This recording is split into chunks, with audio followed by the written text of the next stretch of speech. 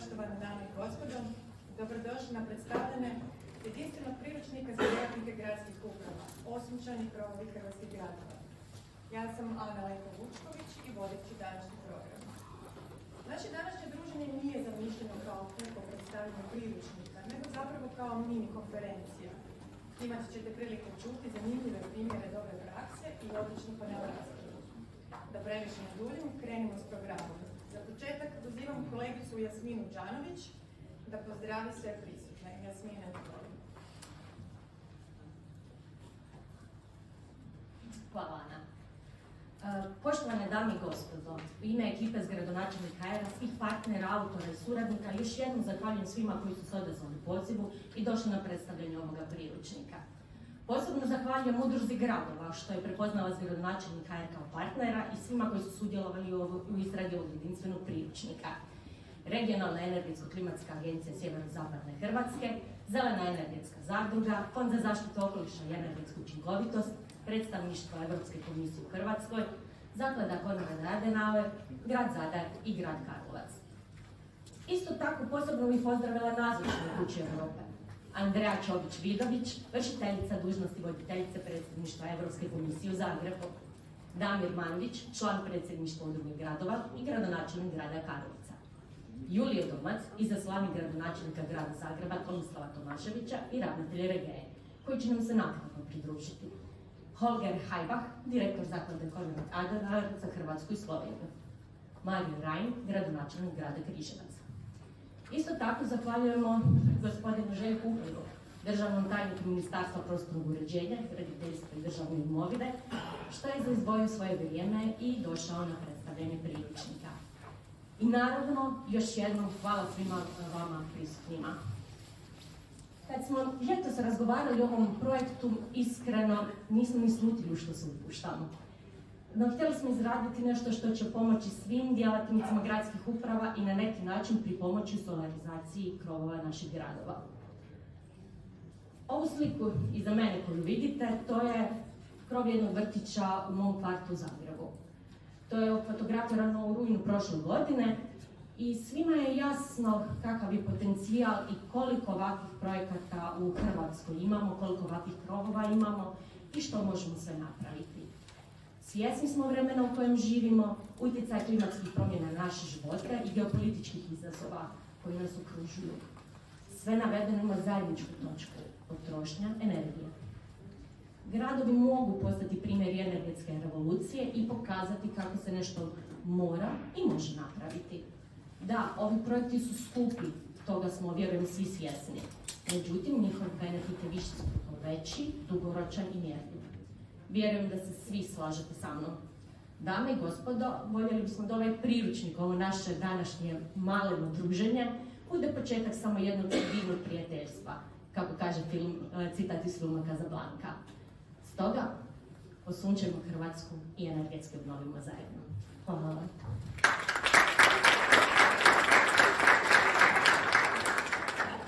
Hvala ti, Jasmina. Sada bih zamolila gospodina Damira Mandića, člana predsjedništva Udruge gradova i gradonačelnika grada Karlovca za nekoliko uvodnih riječi. Izvolite.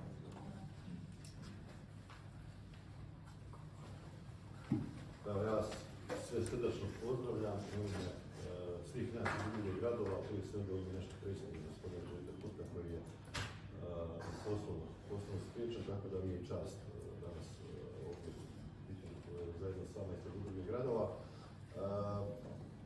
Mislim da ovakav jedan projekt, odnosno, ajde držat ćemo se riječi priručnik, je u stvari nešto što mi u Hrvatskoj moramo njegovati, odnosno poticati. Često puta nam se događa, govorim iz iskustva čelnika grada, često puta nam se događa da po gradovima i općinama izmišljamo toplu vodu, a u stvari ne treba.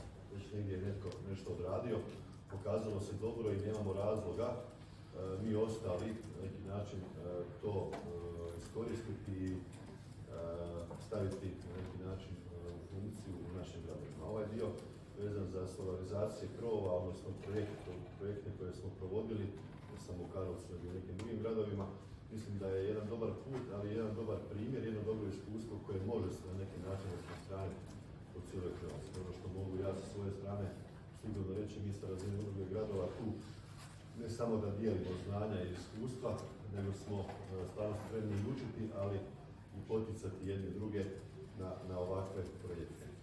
Ovdje bih samo kratko iskoristiti jednu prigodu, vjerujem da će se u raspravama to i otvoriti. U Karlovcu imamo jednu situaciju koja će isto, ja vjerujem, biti zanimljiva. Naime, jedan objekt Hrvatskog doma koji je sad trenutno u cjelovitoj obnovi, a pod zaštitom i kulturnom, odnosno zaštićenom kulturnom dobru i pod zaštitom i konzervatora, će vjerojatno biti isto tako jedan primjer u ovom kontekstu zaštićenih objekata koje spadaju u neku vrstu, u neku razinu kulturne baštine. Naime, na njega bi po projektu trebalo ići solarni zid i trebalo bi proizvoditi vlastitu energiju, tako da će to isto biti jedan od prvih projekata tog tipa kojeg je u stvari poteklo Ministarstvo kulture. I u tom kontekstu valja imati na umu da i ta vertikala vlada, ministarstva, županije, gradovi u stvari jedni druge uvijek na neki način mogu poticati. Naravno, kao što smo čuli, pitanje financija, ovo su jako vrijedni projekti, ali i financijski jako zahtjevni. Mislim da će se u narednom vremenu i tu isto tako stanje poboljšati. Još jednom pozdrav u ime svih iz udruge gradova i radujemo se i budućim.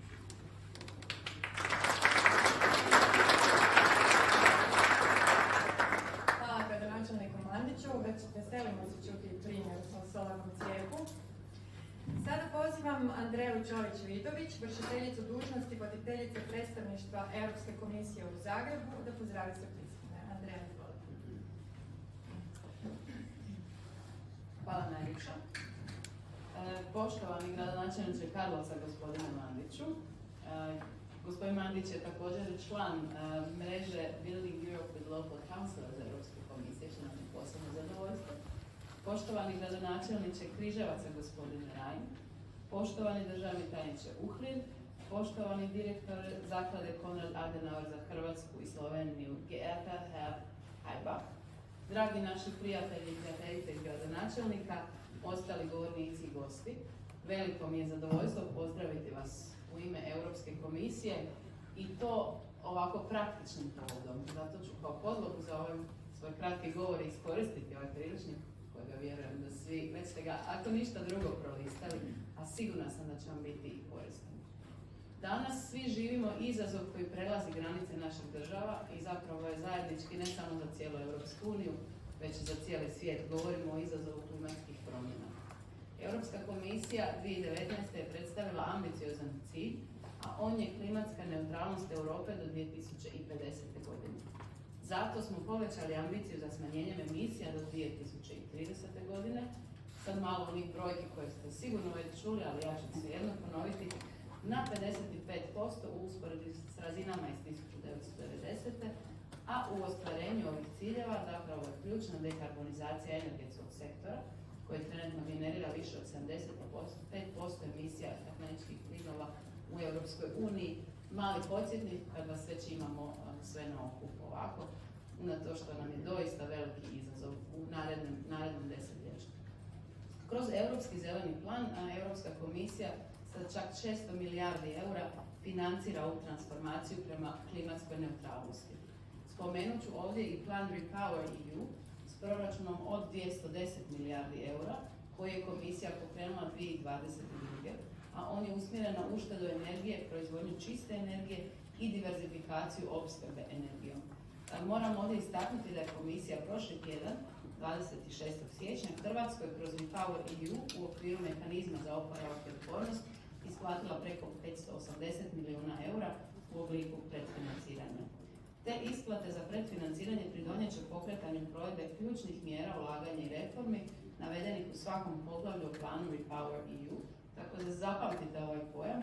Ja neću detaljnije, o njemu će kasnije moja kolegica Judita Cuculić, koja je naša viša ekonomska savjetnica, tako da svakako pažljivo poslušajte njenu prezentaciju.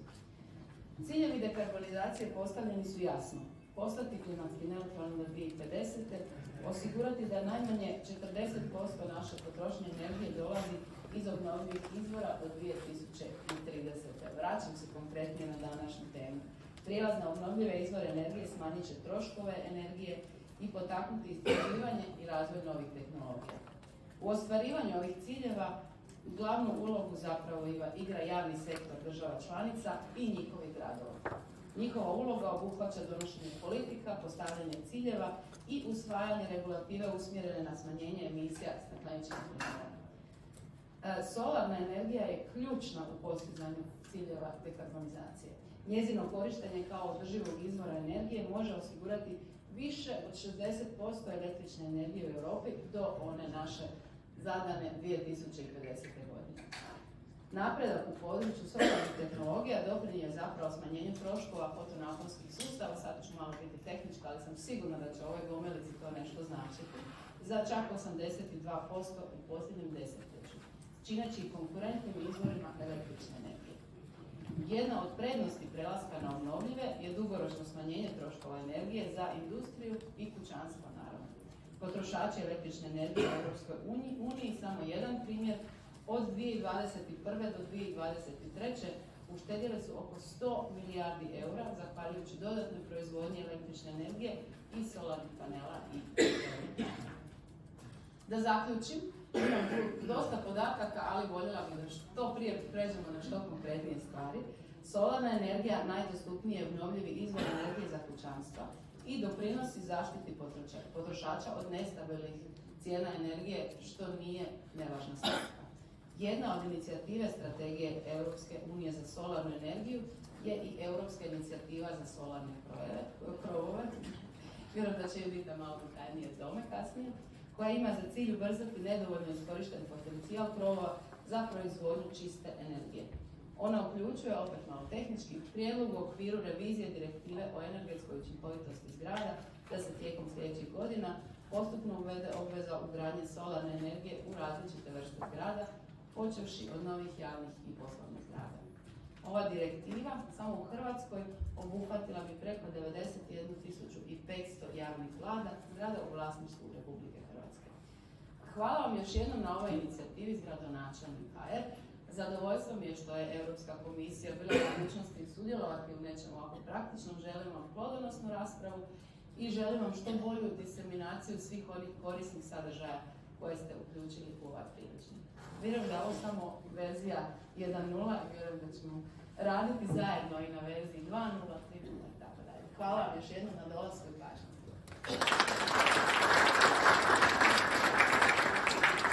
Hvala gospođi Čović-Vidović i mi se zbilja nadamo i vjerujemo da će ovaj priručnik pripomoći ostvarivanju ciljeva Europske unije. Sada ću se nakratko prebaciti na engleski jezik. I would like to ask Mr. Holger Heibach, Director of Konrad Adenauer Foundation for Croatia and Slovenia, to say a few words. Mr. Heibach, the floor is yours. Thank you very much, Madam Moderator. On behalf of the Konrad Adenauer Foundation, I would like to welcome you all today, and I would like to thank all the partners who have made not only this handbook but also this event possible. Zgrado Načelnik, who has been a partner of ours for quite some time, I'd like to thank Mayor Mandic for his contribution, also representing the Association of Cities, the Energy Agency, and also especially the European Commission has been very important in giving us the financial means actually to go through that project. Now, a lot of things have been said, just not by me, so I want to try to briefly touch on 3 points that I think are very important, and I can actually directly connect to what Mayor Mandic has said. When you're doing local politics, it's very important that you see to other places so that you don't have to reinvent the wheel when the wheel has already been invented. I can tell it from my own experience. During the 2010 years, I was sitting on the municipality council of my municipality, small municipality, 13 villages, 6,500 inhabitants, and we were actually trying to develop the same idea. How can we profit from solar energy? And on the other hand, the place where I come from, the people are not overly rich. So we were thinking about how we try to include the population. So what we did is actually we took a kindergarten and we said to everybody, I know that you will not all be able to afford the 20,000 euros or much ever it takes to put a solar panel installation on your roof. But what we can offer you is you can buy a share of our public installation, and by buying a share you will not only help us produce the energy, but on the other hand you will also be able to profit from that, because you can actually get some money out of being part of the whole thing. Second point that I want to make, and this is very closely connected, yes, the production of renewable energies is something that is a value in itself. We have known for a very long time that fossil energies come with an expiry date, and that there might be some point where you might not be able to actually use them anymore, or at a price that is not really financially viable. And this is why we as Konrad Adenauer Foundation have for a very long time now, more than 15 years, thought about the question of sustainability. And when we talk about sustainability, obviously renewable energies play a big role. But the last point that I want to make, and it has become of incredible importance, is that renewable energies, and these examples that we are going to see here during the course of the day, also serve another cause. Ever since the Russian war on Ukraine, ever since there have been terrorist attacks on Israel, ever since there have been terrorists trying to actually make it economically not viable, and also very difficult to actually cross the Suez Canal, we have seen that the production, local production of energy has become much more than just a question of sustainability. It has become a question of national resilience. Because the more energy we can produce in-house, the less we become dependent on fossil energy that has to be brought in from regions where we already know that they are unstable. And they're going to be unstable for quite some time to come. And this is why I think this third point adds to the value of the whole exercise that we've been all doing together. And as I said, we as Konrad Adenauer Foundation, and I'm very happy to say that, I'm very happy to actually be part of that endeavor. I hope we're going to see some very interesting examples, and everybody can now take home some lessons learned, and we can actually do the best for Croatia to be more sustainable and more resilient. Thank you very much.